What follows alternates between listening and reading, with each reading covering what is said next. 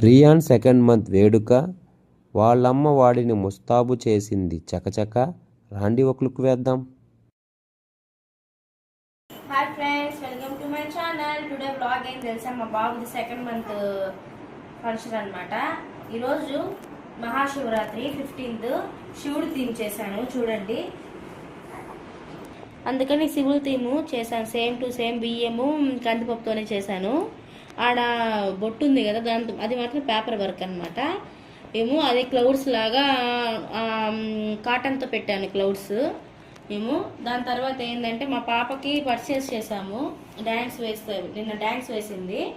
దాని డమరుకము, రుద్రాక్షమాలలు, త్రిశూలము పర్చేస్ చేసామన్నమాట.